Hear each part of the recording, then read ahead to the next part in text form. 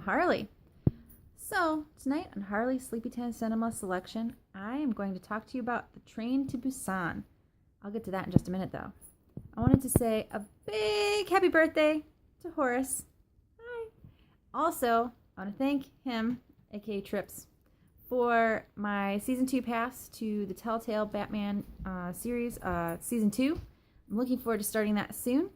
And I hope you all will join me on my journey as I Twitch it with you. And you can all sing it. Jeez, I'm watching too many kids shows. You can all see it with me. Also, I wanted to just thank you all. Any of you that are out there that are also on Xbox Live, I'm at 36,000 followers. And that is amazing. That is super amazing. And if you all, 36,000 of you, manage to make it over to YouTube, that would be even more amazing. I'm still holding my breath for that one, though. So anyways, Train to Busan.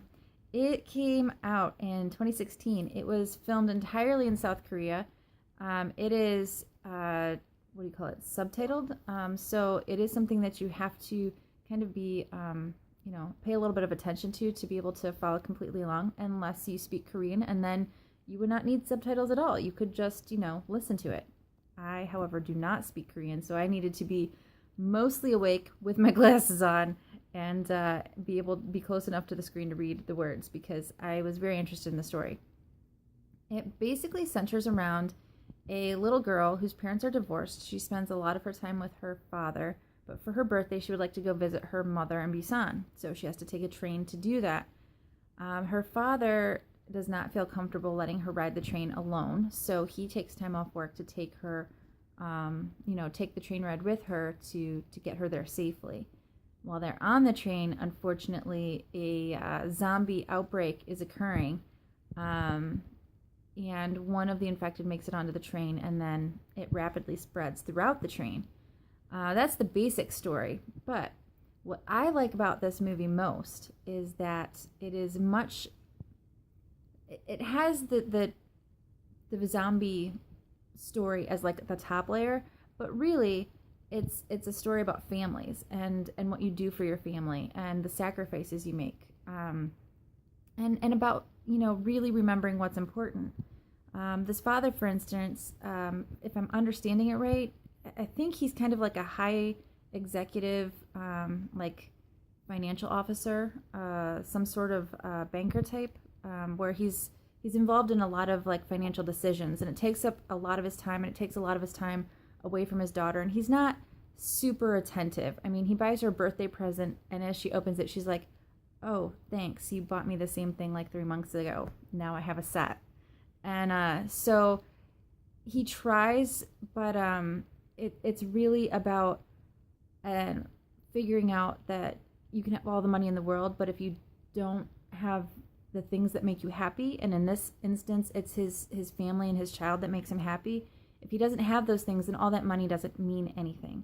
So it's a reminder to find that balance, that yes, you have to be an adult. I mean, we all have to be adults, and we have responsibilities, we have bills we need to pay, we have things we need to do, but really find that balance to make sure that when you're doing all of those things, you're doing it for the right reasons, and that it doesn't encompass and like superimpose the other things that are important also, which is taking time for your family or whatever hobby makes you happy. I mean, not everybody has kids that they live for, but maybe your thing is camping and you want to go hike the world, or maybe you want to see the Grand Canyon or the Irish Isles, whatever it is that makes you happy, do that. And don't let the responsibility be super all-encompassing.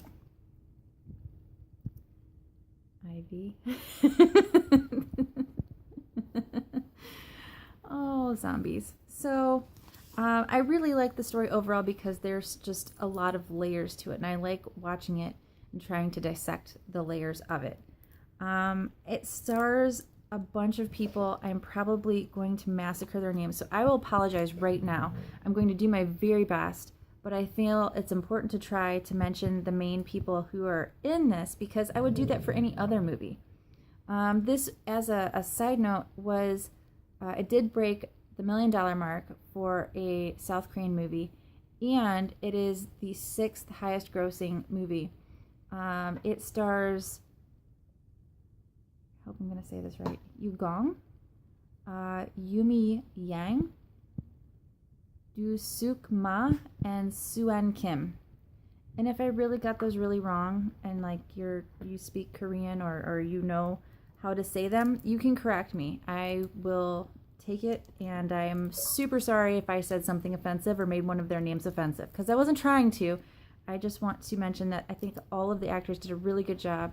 The little girl, I think, is Suan Kim. She is amazing. I have no idea how old she really is. I think she's supposed to be 8 in the movie. And she does a really great job of she's trying to manipulate her father into doing what she wants. She has to show terror. She has to show bravery. She's just got all of these like fleeting emotions that have to like flit through her face at different times. And she does a great job of that. So I really, really enjoy the movie. It's available on several streaming services. I think you could probably find it for free if you really tried hard enough. And I definitely think it's worth the time to go and watch. So, as a side note, I have to show this off because me and my kids built it today. Check this out. It's Kinex. Watch this. Now, all right, check this out. It goes backwards too. Sort of. Following the directions for that shit did not work. Had to re-engineer that crap so that it would rotate appropriately. It was a nightmare, but got it done, and now it's awesome. I think it's like 350 pieces. It took 3 hours to build and then make it work. And Ivy's amazing because she helped. So I hope you all have a good night, and I will talk to you soon. Bye, guys.